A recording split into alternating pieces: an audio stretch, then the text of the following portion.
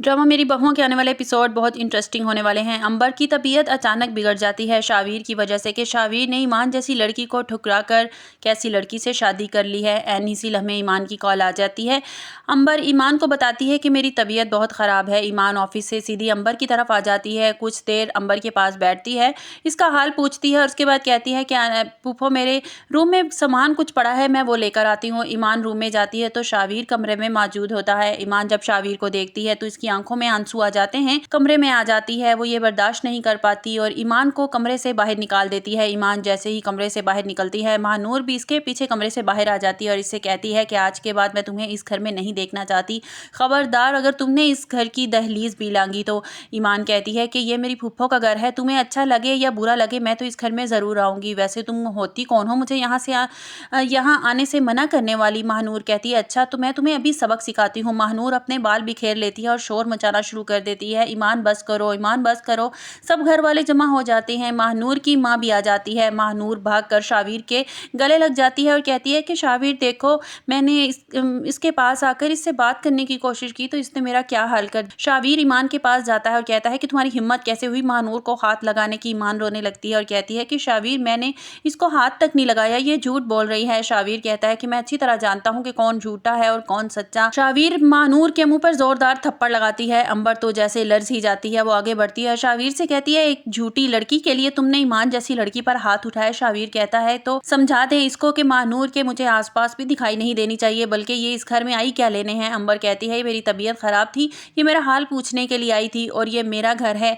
महानूर गुस्से में अपने कमरे में चली जाती है और शावीर भी इसके पीछे चला जाता है। ईमान रोते हुए अपने घर चली जाती है। अंबर सर पकड़कर बैठ जाती है और इतने में आसिफ साहब वहां आ जाते हैं। आसिफ साहब कहते हैं खैरियत तो है अंबर, तुम सर पकड़कर क्यों बैठ गई हो। अंबर सारी हकीकत आसिफ साहब को बता देती है और कहती है कि माँ बेटी बहुत चालाक हैं, इन्होंने तो शावीर को किस तरह काबू कर रखा है, वो किसी की बात सुनने को तैयार ही नहीं है। शावीर को अपने काबू में कर लिया है, उसने अपनी माँ को गलत कर दिया और उस लड़की को दुरुस्त कह दिया। आसिफ साहब कहते हैं कि मैं तो इस लड़की को उसी दिन पहचान गया था जब बाजार में इस लड़की ने मेरी बेइज्जती की थी। इस लड़के से तो कोई वईद नहीं है, किसी कोई अच्छे की उम्मीद नहीं की जा सकती इससे। अंबर रोते हुए कहती है आप देखिएगा कि लड़का एक दिन बहुत नुकसान उठाए। दूसरी तरफ अबीहा अलमीर से कहती है कि आपको मेरे साथ मेरे मम्मा पापा के घर रहना चाहिए। छोटा बेबी जो सारी रात नहीं सोता, मुझे सारी रात तंग करता है, आपको मेरी हेल्प करनी चाहिए। जिस पर अलमीर कहता है कि तुम जब घर वापस आ जाओगी तो मैं पूरा टाइम इसे संभालूंगा, तुम सिर्फ रेस्ट करना।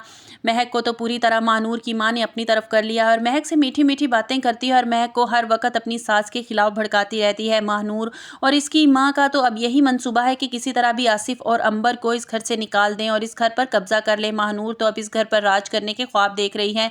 आसिफ साहब की तबीयत दिन ब दिन बिगड़ने लगी है, आए दिन इनकी तबीयत खराब हो जाती है, जिस पर अंबर बहुत परेशान होती है। आसिफ साहब से कहती हैं आसिफ साहब आपको अपना ख्याल रखना चाहिए, खुदा ना खास्ता अगर आपको कुछ हो गया तो मैं क्या करूंगी। आसिफ साहब इसे हौसला देते हुए कहते हैं तुम्हें परेशान नहीं होना, मुझे कुछ नहीं होगा। आसिफ साहब खांसते हुए कहते हैं। अंबर परेशान हो जाती है, कहती है कहाँ से आपकी तबीयत ठीक है, इतना तो खांस रहे हैं आप। अंबर कहती है कि आपकी तबीयत ठीक नहीं है, आज आप दुकान पे नहीं जाएंगे, फोन करके उनको बता दें कि आपकी तबीयत ठीक नहीं है। आसिफ साहब उठकर खड़े हो जाते हैं और कहते हैं कि अंबर छुट्टी नहीं कर सकता।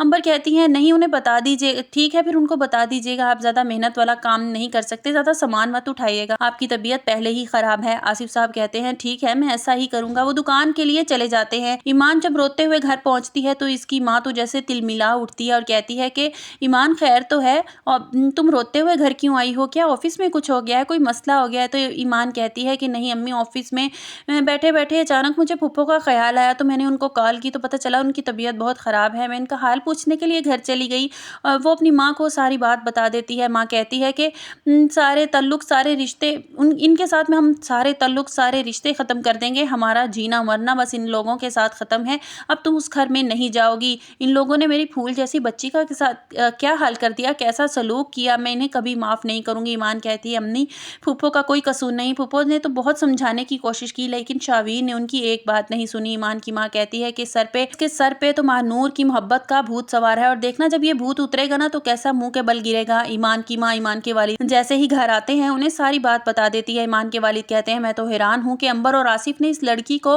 अपने घर में रहने की जगह कैसे दे दी, इन्हें तो फौरन धक्के मार कर उस लड़की को घर से निकाल देना चाहिए था। आपको हमारी वीडियो कैसी लगी कमेंट्स बॉक्स में अपनी राय का इजहार कीजिएगा और लाइक और सब्सक्राइब कीजिएगा।